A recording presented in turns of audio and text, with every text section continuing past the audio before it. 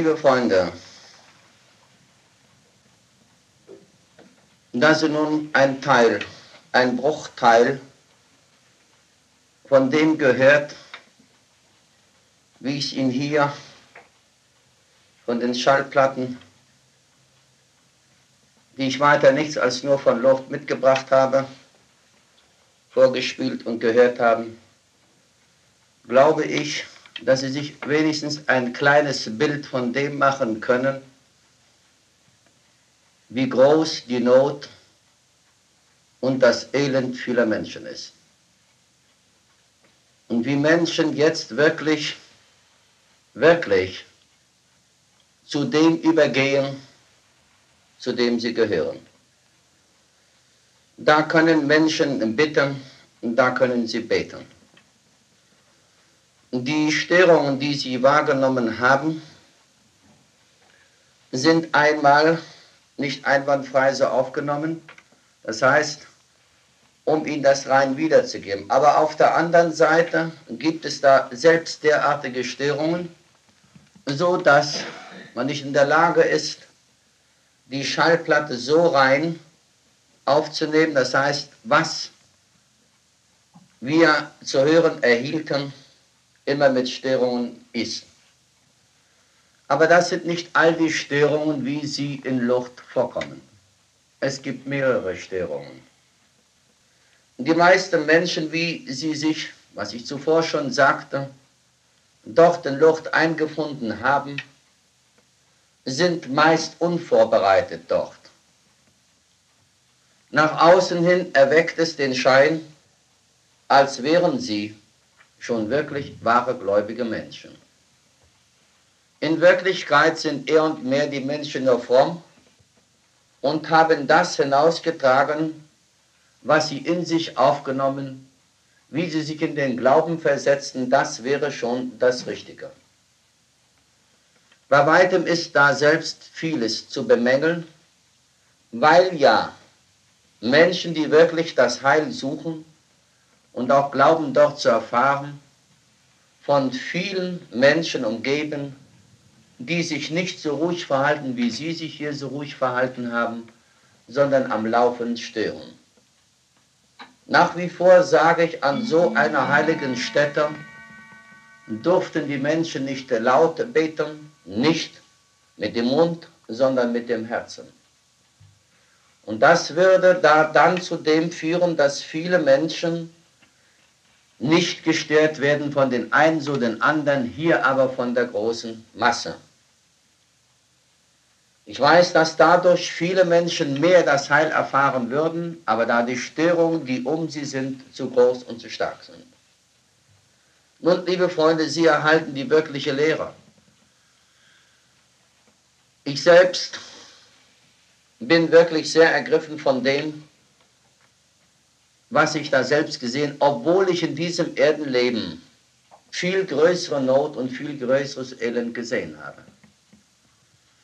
Aber bei weitem nicht das, wenn man den Menschen im Einzelnen näher betrachtet, selbst auch die Kranken, die wirklich hilflos sind, die wirklich auf die Hilfe ihrer Nächsten angewiesen, haben sie das alles bei weitem noch nicht erfasst. Auch diese Menschen haben sich dorthin führen lassen, indem sie versuchen, um auch gesund zu werden. Vorbereitet sind sie meistens nicht und auf der anderen Seite sind sie derart stark abgelenkt, wenn sie in diesen Rollwagen zur Grotte gefahren werden, dass sie nach links, nach rechts, nach unten, nach oben schauen und dass sie sich mit allen möglichen Dingen, die Frauen mit ihren Handtaschen, mit ihren Kettchen und die Männer mit ihren Stöcken und was weiß ich, was sie alles haben. Die meisten Menschen, die wie sie in Lourdes sind, haben einen Rosenkranz in der Hand und beten. Es ist keine Schande, wenn sie auf offener Straße beten. Aber wie gesagt, liebe Freunde, das ist mehr oder weniger nur mit dem Mund getan. Wer war mit dem Herzen wirklich dabei? Wenn ich da selbst dazu übergegangen wäre, und ich muss gerade in dieser Zeit hin, wie wenn Deutsche da sind, dann glaube ich, dass man auch mir einen Teil des Rechtes einräumen wird, dass man den Anwesenden da selbst nicht was, sondern das sagt, was hier zur Ordnung gehört, was unbedingt notwendig ist. Nun zu den weiteren Gläubigen. Es gibt viele Menschen, die auch in Lourdes ansässig geworden sind. Diese Menschen leben da selbst, die ein Geschäft, die ein Hotel, die eine Pension, die ein Restaurant haben, alle in dem festen Glauben. Und sie können diese Menschen nicht um diesen Glauben bringen. Denn dieser Glaube wird Wirklichkeit, er wird Wahrheit. Diese Menschen glauben an ein gutes Geschäft. Und tatsächlich machen sie ein gutes Geschäft. Aber gehen Sie hin und fragen Sie, wie oft ich das schon getan habe. In vielen dieser Geschäfte, auch Hotels, wird Deutsch gesprochen. Ich habe viele dieser Menschen da selbst angetroffen, ich habe mit denen gesprochen und habe Fragen gestellt, ob und inwieweit sie glauben. Ich habe bis jetzt immer die Antwort gehört, an so einem Zauber, an so einer Zeremonie, an so einer Hysterie kann man nicht glauben. Nein, sage ich, aber ein gutes Geschäft, das machen Sie, daran glauben Sie. Ja, das Geschäft geht gut, sonst wären wir so viele Angestellte nicht hier. Schauen Sie, Freunde, wie das ins Lächerliche, wie da wieder das Irdische zum Vorschein kommt und wie Menschen aus allem ein gutes Geschäft zu machen wissen. Wie soll da dann der Heilungssuchende, der wirklich heilungsbedürftig ist, den kein Mensch helfen konnte, hier zu seinem Heil, hier wirklich zur göttlichen Ordnung geführt werden können? Ja, liebe Freunde, nicht das Glück, dass es immer hier ist. Sie selbst haben ebenfalls die Aufgabe, hier in diesem Erdenleben Gutes zu tun, damit sie im weiteren Leben, an das die Menschen heute noch nicht alle glauben können, nicht glauben wollen, weil es heute viele Lehren gibt, die vollständig entstellt sind, die vollständig irreführend sind, dass Menschen tatsächlich an ein Weiterleben, an einer Wiederverkörperung oder an ein Wiederkommen hier zur Erde nicht glauben können, obwohl es schon viele dieser Beweise gegeben hat. Wie gesagt, jeder Mensch hat die Pflicht und Schuldigkeit, sich hier, solange er hier auf dieser göttlichen Erde sein darf, Gutes zu tun, damit ihm nichts Böses widerfahre. Und damit er auch den Platz einnimmt, der für ihn von Gott so bestimmt ist. Wehe dem aber, der hier Böses tut, der sich selbst sein Gewissen belastet.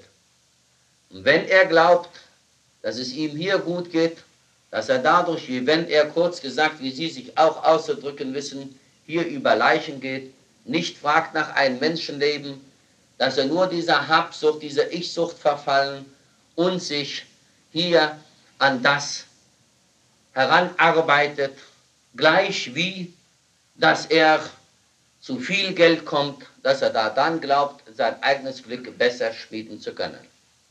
Nein, Freunde, diese Menschen, die dem Bösen verfallen, die dem Bösen dienen, denen wird es wirklich nicht gut ergehen. Wir haben hier auf dieser Erde unsere Pflicht zu tun, nicht nur ich alleine, Sie, jeder Einzelne. Und wer sich dieser seiner Pflicht, seiner Mission, seiner Berufung, wie sie für ihn bestimmt ist, nicht weiß, so kann er sie nicht erfüllen. Er glaubte, er wäre nur auf dieser Erde, um sein alltägliches Leben so zu leben, wie es gewohnt ist, wie er sich das Erdenleben hier eingerichtet, wie er vorgearbeitet hat dafür, dass er auch mal die Hände in den Schoß legen kann, um ein sorgenloses Leben zu führen. Nein, Freunde, dazu ist es nicht. Wo bleiben Sie, wo bleibt der Nächste, wo bleibt die ganze Menschheit, wo bleibt das Leben? Was ist Leben? Leben ist Gott. Hier aber, was in Lourdes geschieht und auch anderweitig, dass ich Ihnen jetzt im Einzelnen nicht aufzuzählen brauche, was Ihnen im Einzelnen auch schon bekannt sein wird, was da und dort Gutes geschieht, wo Menschen sich nicht Gutes erhoffen, sondern wo Menschen sich Gutes erarbeiten, da selbst sich einfinden und auch das Gute empfangen. Mit Recht sage ich da, liebet das Leben. Gott ist überall. Und damit ist auch hier ein kleiner Beweis dafür gegeben, dass Gott in Wirklichkeit, in Wahrheit überall ist. Gott will aber in jedem Herzen, in dem Herzen eines jeden Menschen wohnen. Und Sie, liebe Freunde, Sie haben in Ihrer Kindheit ein Gebet gelehrt erhalten. Ich bin klein. Und damit haben Sie Gott wirklich ein Versprechen gegeben, wo Sie weiter sagten, mein Herz ist rein, es soll niemand drin wohnen als Gott allein. Ich frage Sie, Freunde, haben Sie bis heute zu Ihrem Wort, zu Ihrem Versprechen gestanden? Ja oder nein? Über den Mund brauchen Sie nicht antworten. Aber Sie selbst werden wissen, dass Sie dieses Gebetchen beiseite gelassen. Sie haben sich groß, Sie haben sich alt gefühlt und haben sich von der Kindheit losgesagt. Von der Kindheit loszusagen heißt von Gott lossagen. Sie sind erhaben geworden, ohne dass Sie es wollten. Aber Sie lebten nun einfach in dem Glauben Ihrer Vorfahren, das müsste so sein. Ich bin der Papa, ich bin die Mutti. Und meine Kinder müssen mir gehorchen. Ich bin älter als der, ich bin älter als die. Der oder die werden mich nicht belehren, ich weiß mehr. Und so erhaben ist der Mensch. Er ist verbildet und auch eingebildet. Er ist nicht demütig, sondern er ist hochmütig geworden. Und wo bleibt der Mensch jetzt selbst? Wer sich erhöht, wird erniedrigt. Liebe Freunde, ich möchte nicht weiter ermahnen, aber nur eines Ihnen mit auf den Weg geben, dass Sie jetzt endlich bald zur Selbsterkenntnis kommen, sodass Sie auch wissen, dass Sie ein wirklich wahres Kind Gottes sind. Und dass Gott Ihnen ein Erdenleben geschenkt, sodass Sie ihm hier in seinem Werk, das er für uns geschaffen und dass wir hier in diesem seinen Werk tätig sein können, tätig sein dürfen. Darüber alleine müssten Sie glücklich sein. Aber wer das nicht gewusst hat, in dem ist dieses Glücksgefühl nicht aufgekommen und der hat ja auch Gott nicht dienen können. Also ich glaube, liebe Freunde, dass Sie mit diesem, was ich Ihnen heute wiedergeben durfte, auch wirklich jetzt das wissen, was für Sie bestimmt ist. Nun kommen Sie doch baldmöglichst zur Selbsterkenntnis und tun Sie erstmal, ich sage es noch einmal, all das, was Sie sehr nötig haben. Tun Sie das, was Sie sich selbst schuldig sind. Holen Sie das Versäumte nach. Kommen Sie zur Selbstbesinnung. Denken Sie zurück an all das, was Sie einst im Leben, im Zurückliegenden, schlecht, was Sie falsch gemacht haben. Dass Sie das von nun ab alles richtig stellen und dass Sie wieder all das gut machen, was Sie schlecht. Damit tragen Sie Ihre Schuld ab. Und damit werden Sie frei. Und dadurch werden Sie es würdig, das Allerheiligste zu empfangen.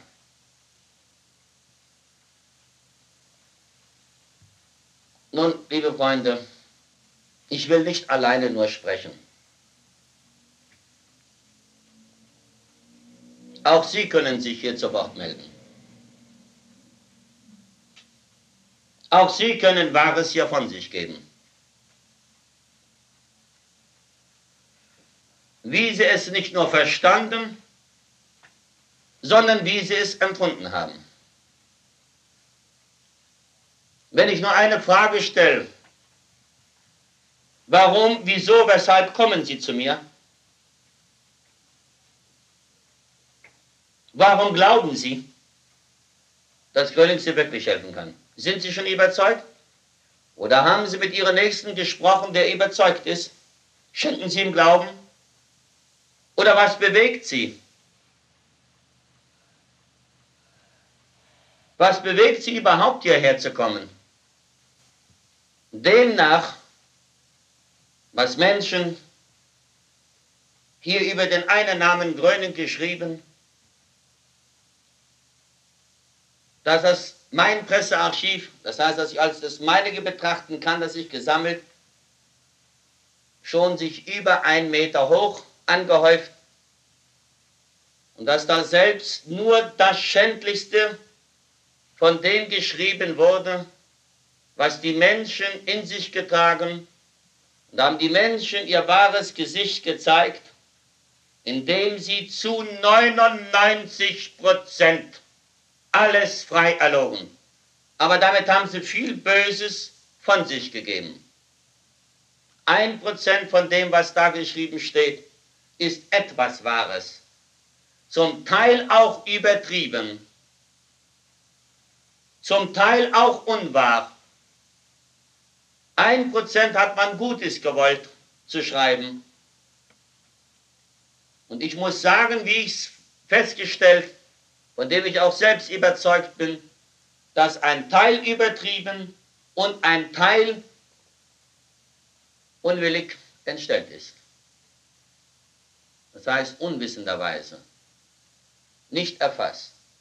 Auch da kann man Worte entnehmen, worauf die Gegenseite nur wartet, um diese Worte für sich dahingehend auszuschlachten, um mich erneut zu belasten. Warum habe ich nicht geantwortet? Warum habe ich alles über mich ergehen lassen? Darum, weil ich jetzt erst dran bin. Das ist genau das Gleiche, was ich zuvor sagte. Ich stelle es dem Menschen frei, erst alles Böse von sich zu geben, damit ich ihm die Wahrheit übergeben kann. Damit ich ihm die Wahrheit sagen und damit er die Wahrheit auch als Beweis an sich selbst, an seinem eigenen Körper erfährt. Und so habe ich es auch hier im Großen getan, indem ich sie alle habe reden und schreiben lassen. Und dass ich jeden den freien Willen belassen habe, dass er mich bekämpfen konnte.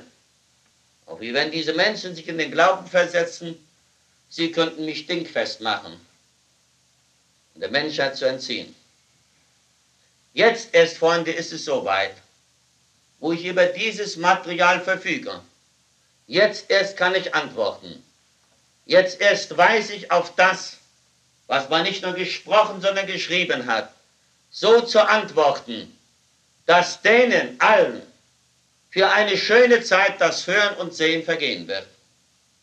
Dass diese Menschen in Zukunft nicht mehr daran denken werden, noch einmal derartiges zu tun, einen Menschen zu verurteilen, den sie nicht kennen.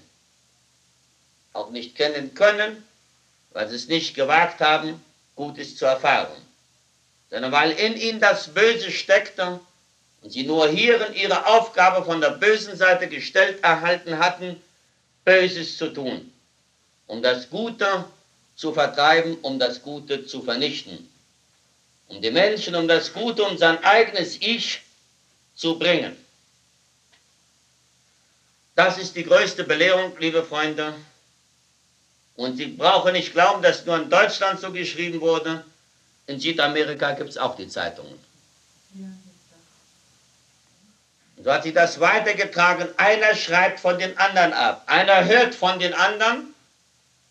Und so gibt es doch so ein Sprüchlein, wie man sagt, wenn einer gut den Schwanz hebt, dann heben die anderen ihn auch.